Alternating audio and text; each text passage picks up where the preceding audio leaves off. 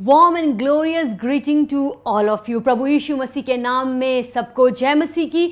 और सच में हमारा परमेश्वर सामर्थी है, जिस परमेश्वर की हम सेवा करते हैं वो महिमा का पिता है और उनकी हुजूरी आज हमारे दरमियान है, उनकी उपस्थिति आज हमारे बीच में है और पवित्र आत्मा हमारे साथ मौजूद है ताकि वो हमें परमेश्वर के कलाम में से, खुदावंद के कलाम में से कई गहरी बातों का प्रकाशन दे सके। तो आज जिस बारे में मैं आपसे बात करने जा रही हूँ वो एक जगह के बारे में है और बाइबल में जैसे हम देखते हैं लोगों के बारे में जिक्र है और जगहों के बारे में जिक्र है और पंछियों के बारे में, पशुओं के बारे में जिक्र है और भी कई चीज़ों के बारे में हम परमेश्वर के वचन में देखते हैं जिक्र किया गया है। और अगर परमेश्वर के वचन में उन चीज़ों के बारे में या उन वस्तुओं के बारे में या एक व्यक्ति के बारे में अगर जिक्र किया गया है, इसका मतलब कि उसका एक महत्व है, उसका एक सिग्निफिकेंस है। तो इसी प्रकार से बाइबल में हम एक जगह के बारे में पढ़ते हैं और उस जगह का नाम है गोशन। और हो सकता है आप में से कई लोग इसके बारे में जानते हो, लेकिन आइए आज हम और गहराई से इसके बारे में जाने। तो गोशन वो जगह थी जहां पर परमेश्वर ने इजराइलियों को रखा था और परमेश्वर ने जब इजराइलियों को गोशन में रखा, उन्होंने वहाँ पर उनकी हर ज़रूरत को पूरा किया, उनको संभाल कर रखा, उनको हर खतरे से बचाया। तो जब हम गोशन शब्द के बारे में पढ़ते हैं, इसका मतलब है करीब आना। जैसे हम वचन में पढ़ते हैं याकूब उसके 4 अध्याय में और उसकी 8 आयत में, वहाँ पर लिखा है, परमेश्वर का वचन कहता है कि तुम परमेश्वर के निकट आओ और परमेश्वर तुम्हारे निकट आएंगे। तो कलीसिया ये समय है परमेश्वर के निकट आने का। परमेश्वर की हुजूरी में सामर्थ है, परमेश्वर की हुजूरी में छुटकारा है। जब हम परमेश्वर के साथ चलते हैं, हमारी जिंदगियों में वो हमें बल और शक्ति देते हैं, जिंदगी के उतार और चढ़ाव में और हर तरह की सिचुएशन में निकलने के लिए हमें वो सामर्थ देते हैं, हमें वो बुद्धि देते हैं। तो जो गोशन का मतलब, जैसे मैंने आपको बताया, इसका मतलब है और करीब आना। तो ये समय है हमें परमेश्वर के और करीब चलना है। जब हम आज की परिस्थितियों को देखते हैं तो लोगों में कई प्रकार की निराशा देखते हैं, दुनिया में कई प्रकार की चीज़ें आज दुनिया में हो रही हैं, लेकिन हमारे लिए जो परमेश्वर पर विश्वास करते हैं, जो हम लोग परमेश्वर की संतान हैं, हमारे लिए ज़रूरी है हम इन दिनों में परमेश्वर के और करीब आ जाएं और भी जैसे हमारा संबंध पहले था परमेश्वर के साथ, और भी करीबी संबंध में हम जुड़ जाएं, हम पवित्र आत्मा की सहभागिता में जुड़ जाएं, हम प्रभु यीशु मसीह के साथ एक करीबी रिश्ते में चलें। हालेलुया। तो जैसे मैंने बताया, गोशन का मतलब है और करीब आना। और हम देखते हैं यहाँ ये वो जगह थी जहाँ पर जब हम पढ़ते हैं यूसुफ के बारे में, जब यूसुफ मिस्र में गया और कुछ समय के बाद उसको इस मिस्र का दूसरे नंबर का ताकतवर व्यक्ति परमेश्वर ने बनाया और फिर उस जगह में अकाल पड़ा। और उसके बाद जब याकूब के बेटे खाने और बाकी चीज़ों की तलाश में मिस्र में आए तो यूसुफ ने उनको पहचान लिया कि ये मेरे भाई हैं। और इसके बाद इसके बीच में एक लंबी कहानी है, लेकिन उसमें मैं नहीं जाऊंगी। और इसको फास्ट फॉरवर्ड करते हुए हम देखेंगे किस प्रकार से यूसुफ ने अपने भाइयों को कहा कि तुम मेरे पिता के पास जाओ। और इसका हवाला जब हम पढ़ते हैं, हम देखते हैं उत्पत्ति उसके 45 अध्याय और उसकी 9 आयत, book of Genesis chapter 45 verse 9। सो शीघ्र मेरे पिता के पास जाकर कहो, तेरा पुत्र यूसुफ इस प्रकार कहता है कि परमेश्वर ने मुझे सारे मिस्र का स्वामी ठहराया है, इसलिए तू मेरे पास बिना विलंब किए चला आ। 10 आयत, और तेरा निवास गोशेन देश में होगा। तो ध्यान दें, याद रखें, गोशेन देश में। यूसुफ ने कहा अपने भाइयों को, जाकर मेरे पिता को बोलो कि सब के सब अब मेरे पास आ जाओ और मैं तुम्हें एक जगह में ठहराऊंगा जिसका नाम है गोशेन, और तू बेटे, पोतों, भेड़ बकरियों, गाय बैलों और अपने सब कुछ समेत निकट रहेगा। और यहाँ पर हम देखते हैं यूसुफ ने अपने भाइयों को कहा, जाकर मेरे पिता याकूब को, इज़राइल को ये बात कहो कि सब कुछ लेकर इस जगह में जिसका नाम गोशेन है यहाँ पर आ जाओ। और वहाँ पर हम देखते हैं किस प्रकार से बाद में याकूब के बेटे गए और वो याकूब और बाकी जो भी सारी चीज़ें थी, जो जितने भी घराने के लोग थे, करीब 66 लोग थे, 66 लोग थे, उन सब को लेकर इस गोशेन नामक जगह पर आए। और याकूब याकूब जो कि इज़राइल कहलाता है, उसका अपने पुत्र यूसुफ के साथ वहां पर मेल मिलाप हुआ। तो हम यहाँ पर देखते हैं, और ये कोई ऐसी घटना नहीं है जो एकदम से घट गई, लेकिन अगर हम परमेश्वर के वचन को गौर से देखें और उसको समझें, परमेश्वर ने अब्रम के साथ ये वाचा बांधी थी, और परमेश्वर ने अब्रम को ये बात कही थी भविष्यवाणी के तौर पर, जिसका हवाला हम पढ़ते हैं उत्पत्ति उसके 15 अध्याय और उसकी 13 आयत में, book of Genesis chapter 15 verse 13। जब हम इन वचनों को पढ़ते हैं, सच में हम ये बात हमें याद दिलाई जाती पवित्र आत्मा के द्वारा कि किस प्रकार हमारा परमेश्वर वो परमेश्वर है जो अपने वायदों को पूरा करता है। हो सकता है लंबा समय भी बीत जाए, लेकिन जब परमेश्वर के मुंह से कोई बात निकलती है वो अपना काम पूरा करके ही आती है। तो यहां पर हम देखते हैं परमेश्वर ने अब्रम के साथ एक वाचा बांधी, एक कवनेंट बांधी, और जो कवनेंट परमेश्वर ने, जो वाचा परमेश्वर ने अब्रम के साथ बांधी, परमेश्वर ने उसको पूरा किया, क्योंकि हमारा परमेश्वर जीवित है और वो अपने वायदों को पूरा करता है। वो अपनी वाचा को, अपनी कवनेंट को पूरा करने वाला है। वचन कहता है वो विश्वास योग्य है। और यहां पर लिखा है उत्पत्ति 15 अध्याय 13 आयत में, जहां पर हम देखते हैं किस प्रकार से अब्राम के साथ यहोवा परमेश्वर ने वाचा बांधी, और हम पढ़ेंगे 13 से लेकर 16 आयत तक। यहां पर और यहां लिखा है, तब यहोवा ने अब्राम से कहा, यह निश्चय जान कि तेरे वंश पराए देश में परदेसी होकर रहेंगे। तो अब यहां पर एक प्रॉफिटिक वर्ड रिलीज हो रहा है। यहां पर भविष्य के लिए परमेश्वर अब्राम को बता रहे हैं, और आगे आने वाली पीढ़ियों में क्या क्या होगा परमेश्वर ने अब्राम को बताया। और परमेश्वर ने कहा कि तेरे वंश के लोग पराए देश में परदेसी होंगे। पराया देश कौन सा? यानी कि मिस्र में वो करीब 400 साल की गुलामी में वहां पर परदेसी बन के रहे, और उनके देशों के लोगों के दास हो जाएंगे। और हम देखते हैं इजरायली किस प्रकार से मिस्रियों के दास बने, और वह उनको 400 वर्ष दुख देंगे। परमेश्वर ने यहां तक कि समय के बारे में भी बताया। उन्होंने कहा 400 वर्ष तक मेरे लोग गुलामी में होंगे, तेरे वंश के लोग, और जो मिस्री लोग की गुलामी में होंगे वो लोग उनको दास बनाकर रखेंगे, और ये लोग उनको दुख दिया करेंगे। फिर जिस देश के वे दास होंगे उसको मैं दंड दूंगा, और उसके पश्चात वे बड़ा धन वहां से लेकर निकल आएंगे। तो हम देखते हैं किस प्रकार से मिस्र के ऊपर दंड आया, और जब इजरायली लोग मिस्र छोड़कर बाहर निकले, वचन में लिखा है जो भी मिस्रियों के पास धन था, संपत्ति था, सोना चांदी था, जो भी उनकी पोजेशन थी, उन्होंने सब कुछ इजरायलियों को दे दी। और इजराइल लोग खाली हाथ नहीं निकले मिस्र से, क्योंकि ये परमेश्वर का वचन था। जैसे मैंने आपको कहा, परमेश्वर अपने वायदों को पूरा करने वाले हैं। तो परमेश्वर ने ये वचन, ये प्रॉफिटिक वर्ड पहले ही रिलीज किया था, और अब्रम को बताया था कि ऐसा होगा, और एग्जैक्टली जैसा परमेश्वर ने कहा उसके मुताबिक वैसा ही हुआ। तो जब ये इजरायली लोग बाहर निकले, मिस्र से खाली हाथ नहीं निकले, लेकिन ये पोजेशन को लेकर निकले, और जो इजराइल और मिस्री लोगों ने इनको बहुत कुछ दिया, तो ये खाली हाथ नहीं निकले। 15 आयत में लिखा है, तू अपने पितरों में कुशल के साथ मिल जाएगा, तुझे पूरे बुढ़ापे में मिट्टी दी जाएगी। यहाँ पर हम देखते हैं अब्रम के मृत्यु के बारे में परमेश्वर ने कहा। 16 आयत में लिखा है, पर वह चौथी पीढ़ी में यहां फिर आएंगे। कहां फिर आएंगे? जहां पे अब्रम था। अब्रम कनान देश में था। परमेश्वर ने कहा ये तेरे वंश के लोग जाएंगे दूसरे देश में, और वहां पर करीब 400 साल तक उनकी गुलामी में रहेंगे, उनके दास रहेंगे, और जो दूसरा गैर मुल्क होगा इनको ताड़ना देगा, इनको दुख देगा, लेकिन ये फिर से चौथी पीढ़ी में यहां फिर आएंगे, क्योंकि अब तक एमोरियों का अधर्म पूरा नहीं हुआ। तो परमेश्वर ने अब्रम से कहा कि तेरे लोग जाएंगे, 400 साल तक गुलामी में रहेंगे, उसके बाद जहां पर तू है आज, वहां पर फिर से मैं तेरी कौम को लेकर आऊंगा।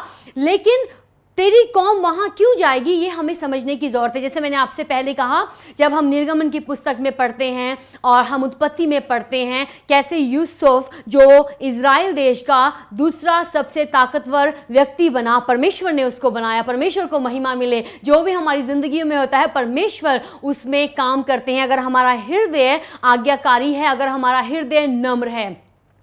और यहाँ पर हम देखते हैं कि इज़राइल जो कौम थी, जो अब्रम से निकली, अब बाद में वो अब्राहम कहलाया, और कैसे ये गोशन में, जिसको यूसुफ कहता है कि मेरे पिता और मेरे भाई आकर वहाँ पे रहेंगे, अब ये गोशन में रहे, और यहाँ पर परमेश्वर ने इनको बहुतायत से बढ़ाया और करीब 400 साल तक ये वहाँ पर रहे। और उसके बाद जब नया फिरौन आया, उसने इजरायली लोगों को पीड़ा देना शुरू कर दिया, क्योंकि वो यूसुफ को नहीं जानता था। हम बाइबल में इसके बारे में पढ़ते हैं।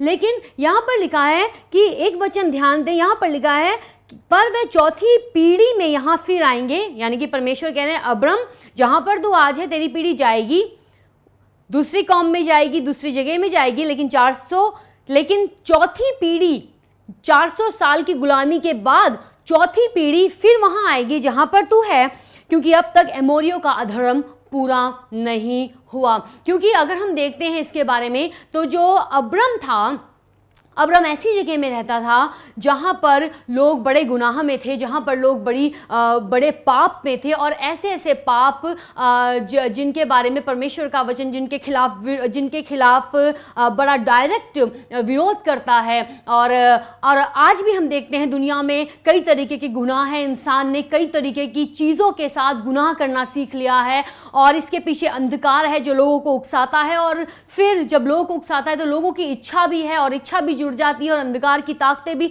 लोगों की जिंदगियों में काम करती हैं। तो उस समय भी जब अब्राहम उस देश में था, लोगों के दो मुख्य पाप थे, और वो जो मुख्य पाप थे वो थे, सबसे पहले वो लड़ाई झगड़े करने वाले थे, विद्रोह करने वाले थे, एक दूसरे को मारने काटने वाले थे, और दूसरी बात वो व्यभिचारी थे, गलत नाजायज संबंधों में वो पड़ते थे, अलग अलग तरीकों से शारीरिक संबंधों में वो गुनाह करते थे, और परमेश्वर नहीं चाहते थे कि आगे आने वाले वंश के ऊपर इसका कोई असर पड़े। इसलिए परमेश्वर ने भविष्यवाणी का शब्द रिलीज किया, प्रोफेटिक वर्ड रिलीज किया, और परमेश्वर ने कहा कि अमोरियों का जो अधर्म है पूरा नहीं हुआ है। इसका मतलब है वो जो अमोरी लोग थे, जहां पर अब्रम था, इन अमोरी लोगों का गुनाह बहुत बड़ा था, लेकिन और परमेश्वर इनको माफ भी करना चाहते थे, परमेश्वर इन पर दया भी दिखाना चाहते थे, और लेकिन क्योंकि इन लोगों ने अपने रास्ते नहीं बदले। कई बार लोग सोचते हैं कि अगर परमेश्वर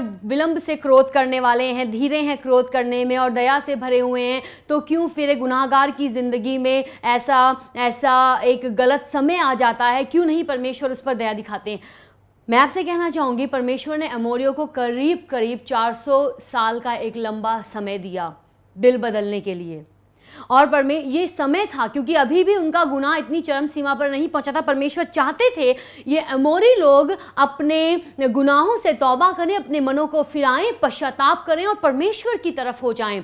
परमेश्वर चाहते तो उसी समय सब कुछ खत्म कर सकते थे, लेकिन उन्होंने इनको समय दिया, और ये एक लंबा समय था, लेकिन फिर भी इन लोगों ने अपने दिल को कठोर बनाए रखा। और हम देखते हैं जब इजरायली लोग मिस्र से बाहर निकले, और उसके बाद उन्होंने फिर से कनान के ऊपर प्रभुता की, कनान को उन्होंने जीत लिया, और किस प्रकार से उन्होंने कनान के देश में जो भी अलग अलग चीज़ें थी उनको ख़त्म किया और परमेश्वर की बातों को लागू किया।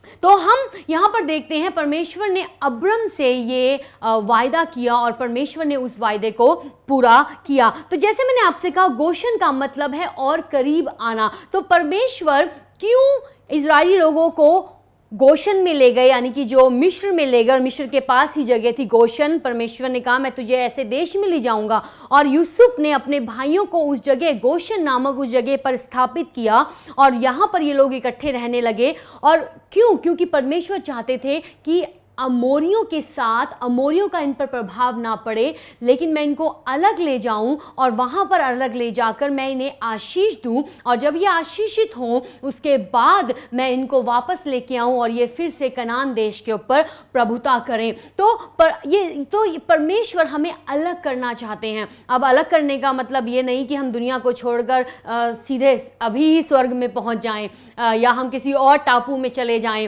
लेकिन हमें इस बात को समझना होगा, हम इस दुनिया में हैं लेकिन हम इस दुनिया के नहीं हैं, वचन ये कहता है।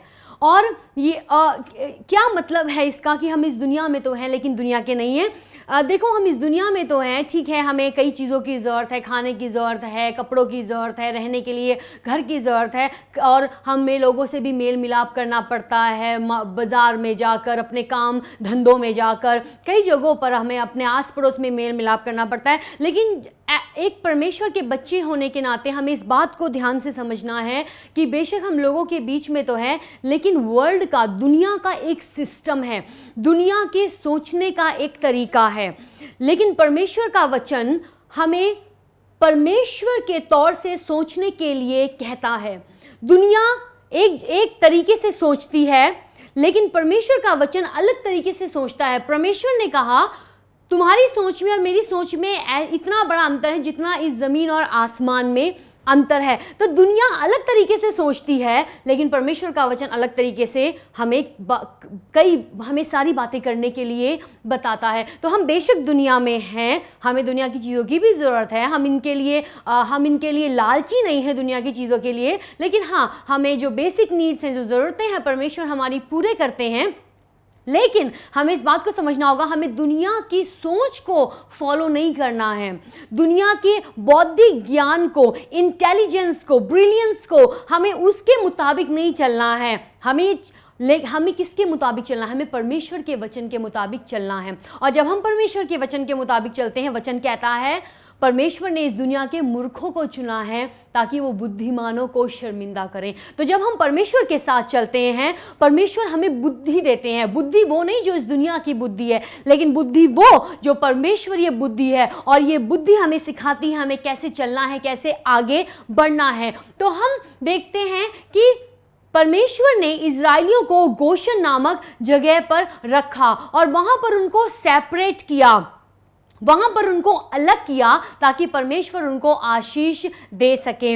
हम परमेश्वर के वचनों में देखते हैं शिमशोन को परमेश्वर ने अलग किया और परमेश्वर ने उसके बारे में खास इंस्ट्रक्शन दी, हिदायत दी कि इस प्रकार से इसकी ज़िंदगी होनी चाहिए। और भी कई लोगों के बारे में हम बाइबल में पढ़ते हैं। तो जैसे मैंने आपसे कहा, अलग होने का मतलब ये नहीं हम भागकर किसी और टापू में चले जाएं और बिल्कुल अलग हो जाएं, परिवार को छोड़ के, दुनिया को छोड़कर कॉर्नर में कहीं ऊंची जगह पर जाकर बैठ जाएं। मैं आपसे ये नहीं कह रही हूँ, ना ही परमेश्वर का वचन हमें ये करने के लिए सिखाता है। परमेश्वर का वचन हमें इन सब चीज़ों के बीच में भी सामर्थ्य देता है और इन चीज़ों के बीच में भी हमें ओवरकमर यानी कि विजय पाने वाला बनाता है। हालेलुया। तो परमेश्वर ने उनको अलग किया ताकि वो उनको आशीष दे सकें। तो जब हम परमेश्वर के करीब आते हैं, जैसे मैंने आपसे कहा, गोशन का मतलब है करीब आना और पास आना। तो जब हम परमेश्वर के पास आते हैं, वहाँ पर प्रोविज़न है, वहाँ पर हमारी ज़रूरतें पूरी होती है। जब हम परमेश्वर के करीब आते हैं, वहाँ पर हमें सुरक्षा मिलती है। जब हम परमेश्वर के करीब आते हैं, वहाँ पर परमेश्वर हमें बहुतायत से आशीष देते हैं। परमेश्वर से दूर भागकर, प्रभु की हुजूरी से दूर भागकर हम अपनी ज़िंदगियों में परमेश्वर की शांति को अनुभव नहीं कर सकते हैं और ना ही हम विजय का जीवन जी सकते हैं। लेकिन जब हम प्रभु यीशु मसीह के साथ चलते हैं, जब हम परमेश्वर की सहभागिता में चलते हैं, तो हमारे इर्द गिर्द चाहे कुछ भी क्यों ना हो, इन सब हालातों में परमेश्वर हमारे लिए अलौकिक तौर से रास्तों को खोलते हैं और इंसानी दिमाग इस बात को नहीं समझ सकता। इस दुनिया की साइंस भी उस बात को नहीं समझ सकती जो परमेश्वर अपने लोगों की जिंदगियों में करते हैं। तो परमेश्वर की हुजूरी में जब हम बने रहते हैं, उस जगह पर, जैसे मैंने कहा, गोशन में जब बने रहते हैं, परमेश्वर ने इजराइलियों को कहा तुम गोशन में बने रहो, उस जगह में, उस देश में बने रहो, और वहाँ पर परमेश्वर ने उनको प्रोटेक्ट किया, वहाँ पर उनकी ज़रूरतों को पूरा किया। और बाइबल में इसके बारे में बहुत सारे हवाले हैं और बड़ी खूबसूरत बातें हम परमेश्वर के वचनों में हम देखते हैं। बाइबल में बताया गया है, एक ऐसा मार्ग है जिसके बारे में हम पढ़ते हैं अय्यूब की पुस्तक, उसके 28 अध्याय और उसकी 7 और 8 आयत में। यहाँ पर लिखा है, उसका मार्ग कोई मांसाहारी पक्षी नहीं जानता और किसी गिद्ध की दृष्टि उस पर नहीं पड़ी। उस पर अभिमानी पशुओं ने पांव नहीं धरा और ना उससे होकर कोई सिंह कभी गया है। इंग्लिश बाइबल में लिखा है, book of Job chapter 28 verse 7, that path no bird of prey knows and the falcon's eye has not seen it। एक ऐसा रास्ता है जिसको कोई मांसाहारी पक्षी नहीं जानता। मांसाहारी पक्षी की तुलना एक शैतान और उसकी दुष्ट आत्माओं के साथ की गई है और किसी गिद्ध की दृष्टि भी उस पर नहीं पड़ी और गिद्ध की भी तुलना दुष्ट आत्माएं और शैतान से की गई है। तो एक ऐसा रास्ता है, वो कौन सा रास्ता है? वो रास्ता है जब हम परमेश्वर के साथ चलते हैं, जब हम उनके और करीब आ जाते हैं और परमेश्वर हमें अपनी प्रेजेंस में छिपाते हैं और उस प्रेजेंस में कोई भी दुष्टात्मा और शैतान का कोई भी हथियार परमेश्वर के लोगों के खिलाफ काम नहीं कर सकता। वचन में लिखा है कोई भी हथियार जो तेरे खिलाफ बना है तेरे विरुद्ध काम नहीं करेगा। वो उन लोगों के विरुद्ध काम नहीं करता जिनको पता है किस प्रकार से परमेश्वर की उपस्थिति में चलना है, किस प्रकार से उनकी उपस्थिति में बैठना है, कैसे परमेश्वर के और करीब आना है। परमेश्वर की बातों से दूर नहीं भागना, लेकिन उनके करीब आना है, उनके साथ समय बिताना है, उनके वचनों को पढ़ना है और सिर्फ वचनों को पढ़ना ही नहीं, लेकिन उन बातों को अपने दिल में गहराई में लेकर उस पर चलना भी है। तो गोशन एक ऐसी जगह है जहां पर परमेश्वर हमें अलग करते हैं ताकि वो हमें आशीष दे। एक वचन मैं आपके साथ पढ़ना चाहूंगी। हम वचन पढ़ेंगे उत्पत्ति उसका 45 अध्याय और उसकी 10 और 11 आयत। Book of Genesis chapter 45 verse 10 and 11। और यहाँ पर लिखा है, और तेरा निवास गोशेन देश में होगा और तू बेटे पोतों भेड़ बकरियों गाय बैलों और अपने सब कुछ समेत मेरे निकट रहेगा। तो यहाँ पर यूसुफ अपने भाइयों को कहता है जाकर मेरे पिता जेकब याकूब और यानी कि जो इज़राइल कहलाता है उसको ले आओ और यहाँ पर तुम मेरे निकट रहो। और 11 आयत में लिखा है, और अकाल के जो पाँच वर्ष और होंगे उनमें मैं वहीं तेरा पालन पोषण करूंगा। ऐसा ना हो कि तू और तेरा घराना वरन जितने तेरे हैं सो भूखे मरे। तो यहाँ पर यूसुफ कहता है अपने भाइयों को जाकर मेरे पिता को यहाँ पर ले आओ और बाकी जो भी कुछ है उसका यहाँ पर ले आओ, जितने हमारे लोग हैं उन सबको यहाँ पर ले आओ। और जो अकाल के 5 वर्ष होंगे उसमें यहीं पर ही मैं उनका पालन पोषण करूँगा, यानी कि यहीं पर ही मैं उनकी ज़रूरतों को पूरा करूँगा। कहाँ? गोशेन में। याकूब और उसके लोगों के लिए ज़रूरी था कि वो यूसुफ की बात को सुने और गोशेन जिसका मतलब है करीब आना, उस जगह में आए और वहाँ पर उनकी ज़रूरतें पूरी हो। जब हम परमेश्वर के करीब आते हैं, जब हम परमेश्वर के साथ चलते हैं, परमेश्वर आपकी ज़रूरतों को पूरा करते हैं।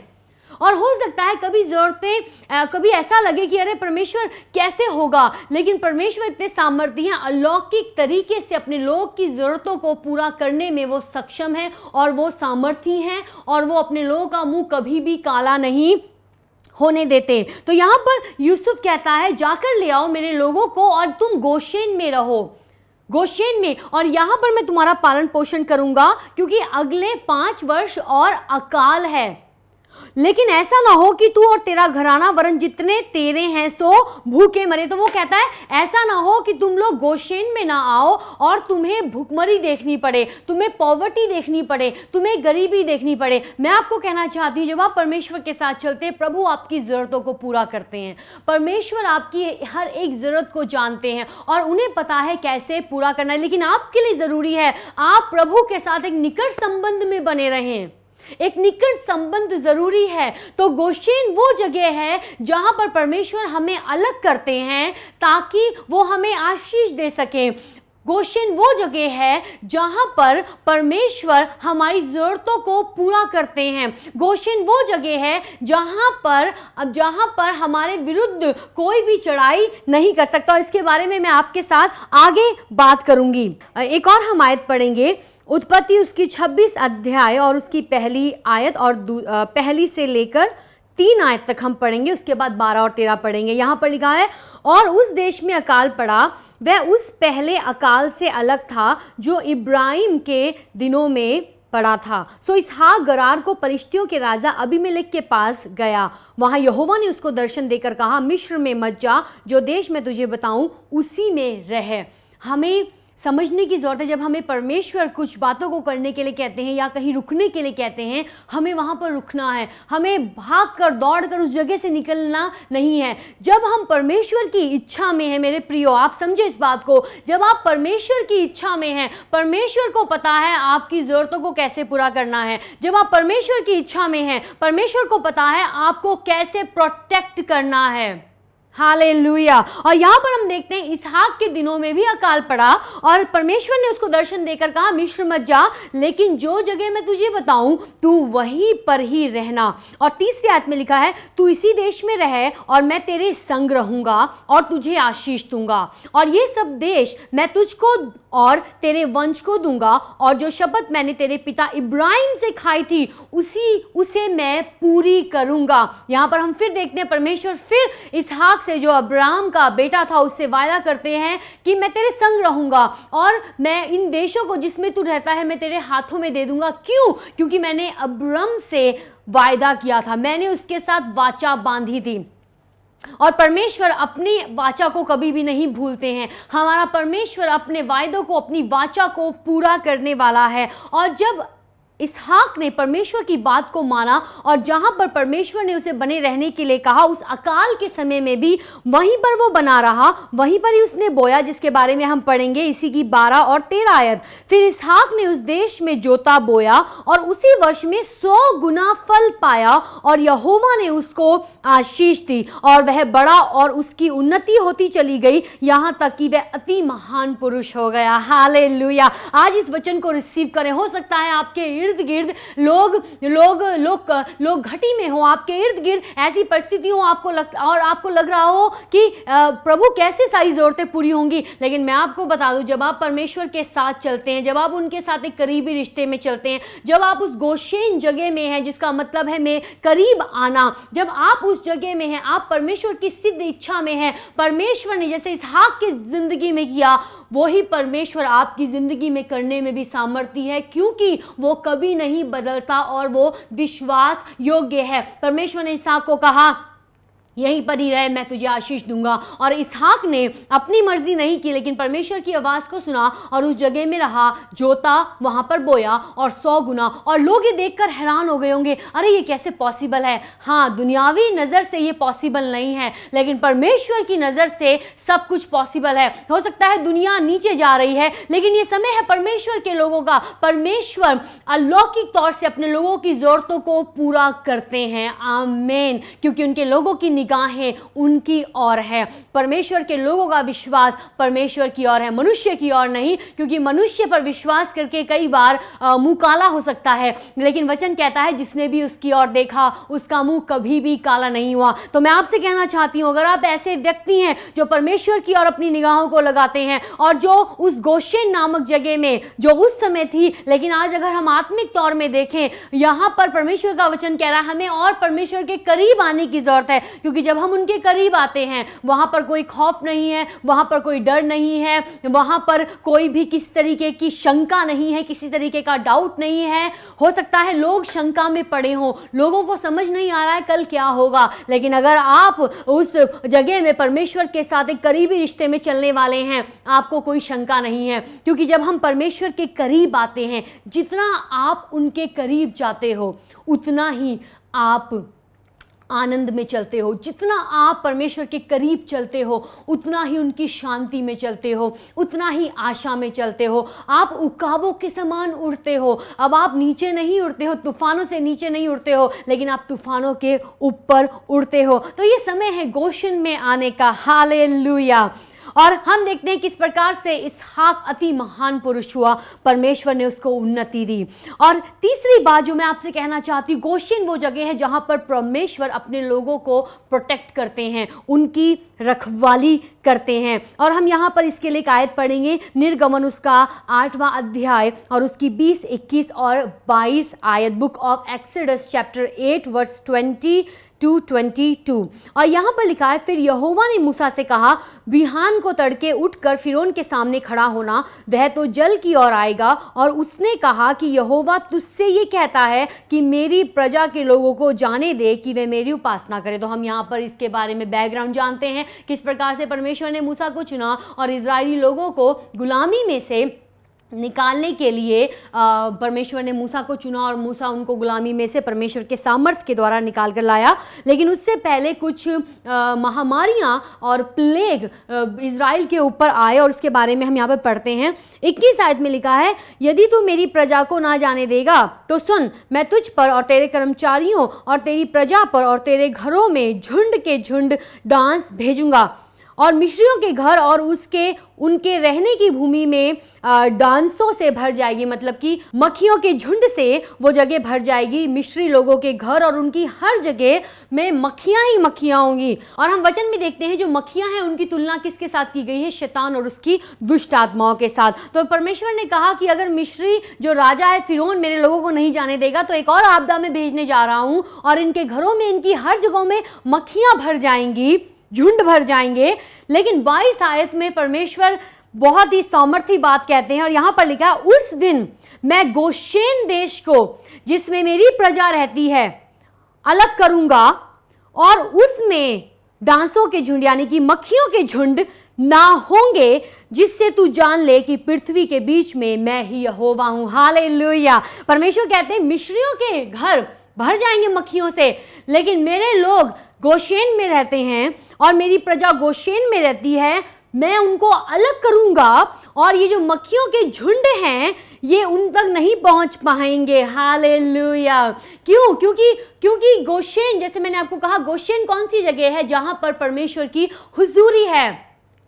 और जब आप परमेश्वर की हुजूरी में हैं, कोई दुष्ट आत्मा आपकी जिंदगी में काम नहीं कर सकता, क्योंकि परमेश्वर की हुजूरी में परमेश्वर हमें बनाते हैं, वो हमें सिखाते हैं, वो हमें सामर्थ्य देते हैं। हालेलुया। पवित्र आत्मा हमारा टीचर हो जाता है। और मिस्रियों के घर में मक्खियों के झुंड आकर सब कुछ खराबी कर रहे हैं, लेकिन परमेश्वर ने अपनी प्रजा को गोशेन में रखा और परमेश्वर ने अलाउ नहीं किया इन मक्खियों के झुंड को कि वो गोशेन में जाकर उनके लोगों के ऊपर या उनके लोगों की कुछ भी हानि करें। हालेलुया। एक और हम वचन पढ़ेंगे, निर्गमन उसका 9 अध्याय, उसकी 24, 25 और 26 आयत आप बाद में पढ़ सकते हैं। निर्गमन, book of Exodus chapter 9 verse 24 to 26, 24, 25 और 26 आयत। और यहाँ पर हम देखते हैं एक बार फिर से इजरायली लोगों के ऊपर एक और कहर आया और अब आकाश से ओले गिर रहे हैं। लेकिन सिर्फ ये सिंपल ओले ही नहीं है, वचन में लिखा है इनके साथ आग भी जुड़ी हुई है, आग भी गिर रही है। और फिर हम देखते हैं 26 आयत में लिखा है, केवल गोशेन देश में जहां इजरायली बसते थे ओले नहीं गिरे। एक बार फिर से परमेश्वर ने अपने सामर्थ्य को दिखाया और गोशेन में जो परमेश्वर के करीबी संबंध में चलने की जगह है, परमेश्वर के करीब आने की जगह है, इसका आत्मिक मतलब ये है। और किस प्रकार से इजरायली लोग जब गोशेन में थे उन पर ये ओले नहीं गिरे और ना ही उनकी कोई हानि करी। मिस्र में जो उनके बहुत करीब था वहां पर ये सब कुछ हो रहा है, लेकिन इजरायली लोग जो गोशेन में थे जहां पर परमेश्वर ने उनको रखा, परमेश्वर ने उनको प्रोटेक्ट किया। और एक और आयत, ये अंतिम आयत है, मैं आपके बीच पढ़ूंगी। निर्गमन उसका 10 अध्याय, उसकी 21, 22 और 23 आयत। फिर यहोवा ने मूसा से कहा, अपना हाथ आकाश की ओर बढ़ा कि मिस्र देश के ऊपर अंधकार छा जाए, ऐसा अंधकार की टटोला ना जा सके। तब मूसा ने अपना हाथ आकाश की ओर बढ़ाया और सारे मिस्र देश में 3 दिन तक घोर अंधकार छाया रहा।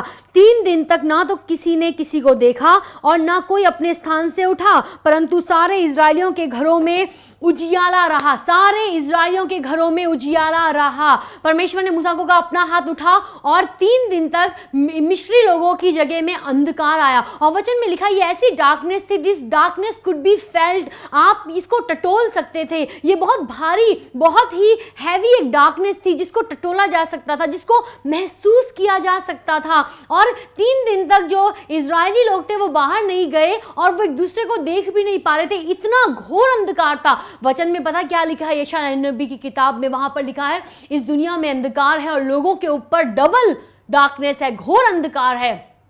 लेकिन परमेश्वर का यहोवा परमेश्वर का तेज उनके लोगों के ऊपर प्रकट हुआ है। वहां पर अंधकार है, जहां पर मिस्री लोग हैं, लेकिन परमेश्वर ने जब अपने लोगों को गोशेन में रखा, जैसे मैंने आपको बताया गोशेन का मतलब है परमेश्वर के और करीब आना, तो जब ये लोग परमेश्वर के करीब थे वहां पर कोई अंधकार नहीं था। वचन में साफ साफ लिखा है, परंतु सारे इजरायलियों के घरों में उजियाला था। हालेलुया। क्यों? क्योंकि वो परमेश्वर के करीब थे।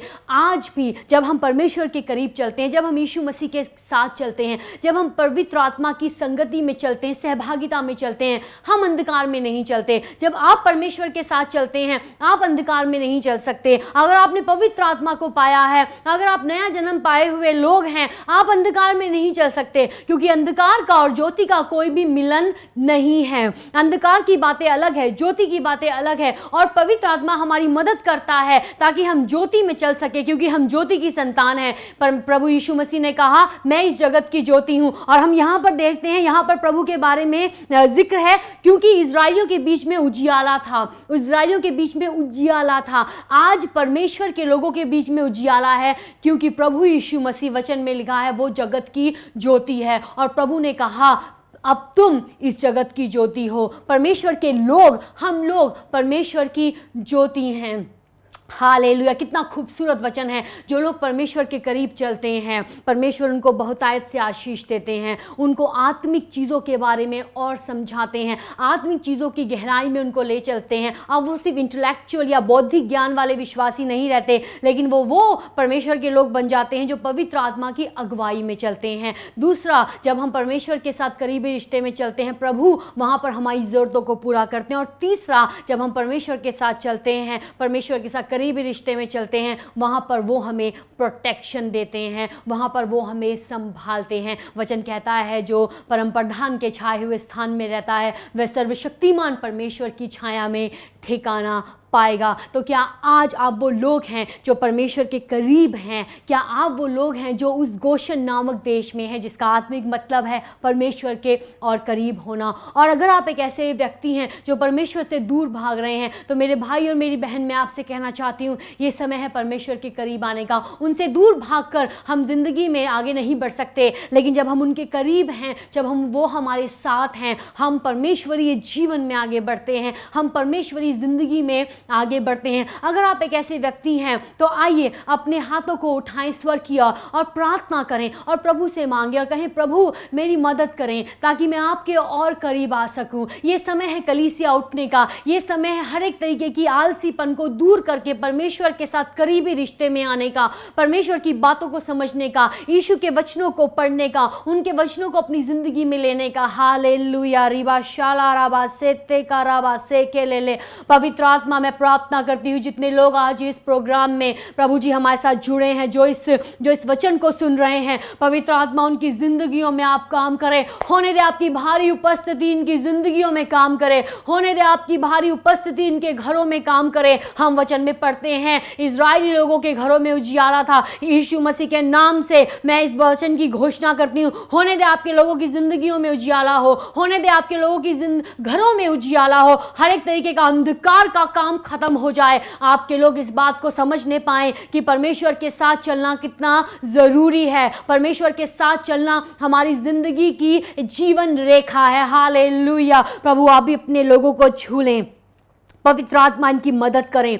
मैं प्रार्थना करती हूँ यीशु मसीह के सामर्थी नाम से, जो काम नहीं बनते हैं वो बनने पाएं। मैं प्रार्थना करती हूँ जिनके मन कठोर हैं उनके मन नम्र हो जाएं। जो लोग गुनाहों में हैं, बुराई में हैं, पाप में हैं, यीशु मसीह के नाम से उनकी प्रभु आप उनकी जिंदगियों में काम करें और वो लोग पश्चाताप करने पाएं। ओ प्रभु अपनी जिंदगियों को आपके हाथों में सौंपने पाएं और उस अनंत जीवन को धर लें जिसका वायदा आपने अपने वचनों में किया है। मेरी प्रार्थना है प्रभु आप अपने लोगों को छू लें, इनको बहुतायत से आशीष दें। होने दे आपकी कलीसिया मजबूत हो जाए, होने दे आपकी कलीसिया परिपक्व हो जाए, मैच्योर हो जाए। प्रभु आपके वचनों की गहराई को समझे, इनकी जिंदगियों में काम करें। और मैं प्रार्थना करती हूँ हर एक प्रोफेटिक वर्ड जो इनकी जिंदगियों के ऊपर रिलीज हुआ है, हर एक भविष्यवाणी का शब्द जो रिलीज हुआ है, यीशु मसीह के नाम से पूरा हो और आपके लोग उसके मुताबिक अपनी जिंदगियों में दौड़ें। प्रभु जहां पर ये हैं वहीं पर इनको आशीष दें। आपके लोग लोग इधर उधर ना ताकें, लेकिन आपकी ओर ताकें, आपकी उपस्थिति में आ जाएं और आप इनकी ज़िंदगी में काम करें। प्रभु एक बार फिर से सबको आपके हाथों में सौंपती हूँ। यीशु मसीह के सामर्थी और महिमामय नाम में हम ये प्रार्थना को मांगते हैं। आमीन आमीन। प्रभु आपको बहुतायत से आशीष दे।